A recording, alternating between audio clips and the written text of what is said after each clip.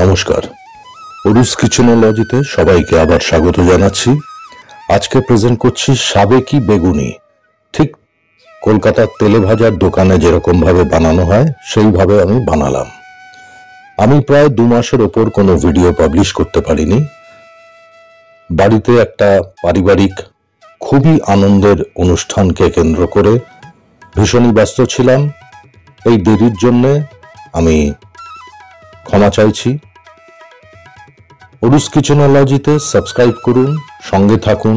Video পছন্দ হলে, ভালো লাগলে লাইক দিন, শেয়ার করুন, কমেন্ট করে জানান।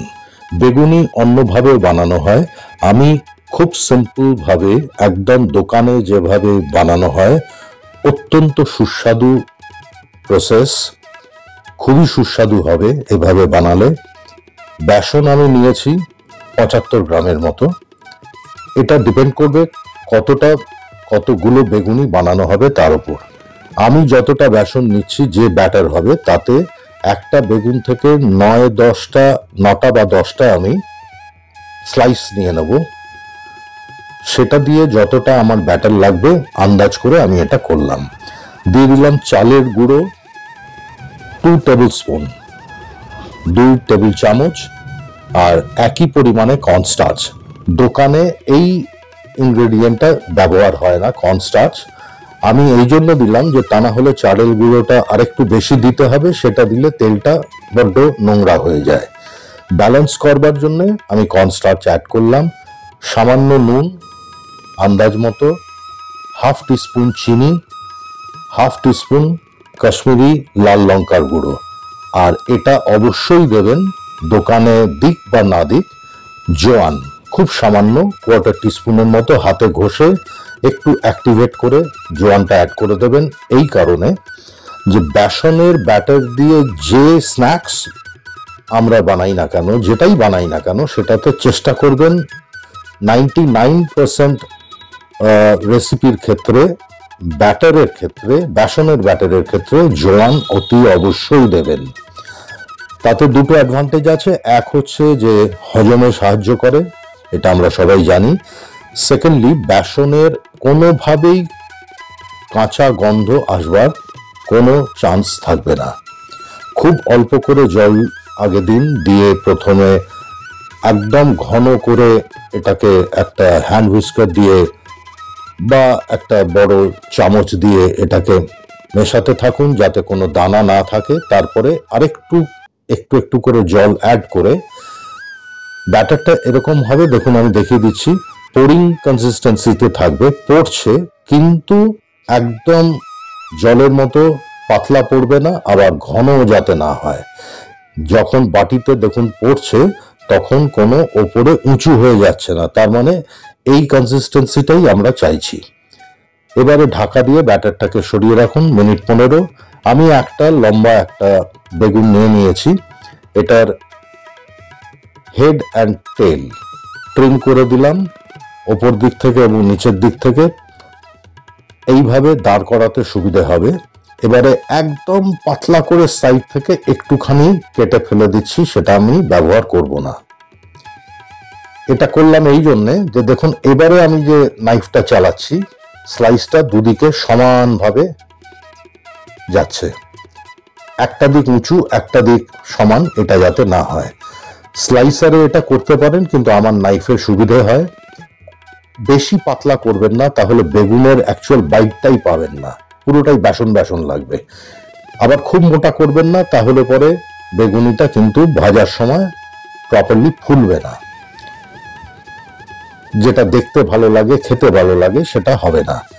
ঠিক এরকম একটা থিকনেস আন্দাজে একটু ভিডিওটা ফলো করুন। এরকম থিকনেসের স্লাইসগুলো করে নিলাম। আমি যেটা আগেই বলছিলাম যে এই একটা বেগুন থেকে আমার 9টা স্লাইস হলো।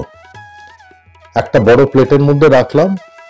1 পিঞ্চ নুন দুদিকেই দিয়ে দেবো। নুনটা দেওয়ার কারণ আপনারা জানেন যে হাইগ্রোস্কোপিক, বাতাস থেকে, আশপাশের বাতাস থেকে জল টানবে, প্লাস বেগুনের ভেতর থেকে জলটাকে টেনে সারফেসে নিয়ে আসবে। তাতে কি হবে, বেগুনের ভেতরটা ওয়াটার কন্টেন্টটা কমলে পরে, যখনই ওয়াটার কন্টেন্ট কমে যাবে তখন ফ্রাইয়ের সময় ওটা ক্রিস্পি বেশি হবে। যে কোনো জিনিস, আলু, বেগুন, যে কোনো জিনিসের ক্ষেত্রেই একই নিয়ম। চিকেন, ফিশ, হোয়াটএভার, ভেতরের জলটা যত কম থাকবে তত ডিপ ফ্রাই আইটেমের ক্ষেত্রে সেটা বেশি ক্রিস্পি হবে। আর সেকেন্ডলি আরেকটা রিজন হচ্ছে পেনিট্রেশন। নুনটা কিন্তু ভেতরে একটু পেনিট্রেট করে যাবে, খাওয়ার সময় একদম ব্যালেন্সড একটা টেস্ট আপনারা পাবেন। সর্ষের তেল অনেকটা দিয়ে দিয়েছি ডিপ ফ্রাই করার জন্য। খুব ভালো করে যখন গরম হয়ে গেল, গরম তেল 2 টেবিল স্পুন আমি ব্যাটারের মধ্যে দিয়ে দিলাম। এটার রিজন হচ্ছে আমি কোনো বেকিং সোডা এটসেট্রা ব্যবহার করলাম না। এই তেলটা দিলে পরেই একটা গ্লসি ভাব আসবে ফ্রাই করার পরে, প্লাস জিনিসটা আরো বেশি ক্রিস্পি হয়ে যাবে। এটাই অ্যাডভান্টেজ। এবারে ফ্লেম কমিয়ে দিয়ে একটু অপেক্ষা করুন, মিডিয়াম ফ্লেমে রাখুন, লো করবেন না, হাই রাখবেন না। মিডিয়াম ফ্লেমে আমরা ফ্রাইংটা করব। একটা স্লাইস নিয়ে ভালো করে ব্যাটারে ডুবিয়ে এরম ভাবে একটু ঝাঁকিয়ে এক্সেস ব্যাটারটাকে, যে বাটিতে রয়েছে ব্যাটারটা, তাতে ফেলে দিন। তেলে দিয়ে দিলাম, 5-6 সেকেন্ড পর উল্টে দিতে হবে, আর হাতা দিয়ে স্প্যাচুলা দিয়ে এইভাবে একটু ওপর থেকে গরম তেল ছেটাতে থাকুন। দেখবেন আস্তে আস্তে দেখুন ফুলে উঠছে। এটাই অ্যাকচুয়াল টেকনিক। খুব বেশিক্ষণ ফ্রাই করবেন না, তাহলে পরে ব্রাউন হবে, ব্রাউনের পরে কালো হয়ে যাবে, খেতে ভালো লাগবে না এবং ফেটে যাবে, ওপরের আস্তরণটা ফেটে যাবে। মোটামুটি 1.5 থেকে 2 মিনিট, ম্যাক্সিমাম 2 মিনিটের কম ঘুরিয়ে ফিরিয়ে উল্টে পাল্টে ফ্রাই করে আমি প্রথমটা তুলে নিচ্ছি। একটু এইভাবে কড়াই বা প্যানের গায়ে একটু ধরে রাখবেন, তেলটা যাতে গড়িয়ে চলে যায়।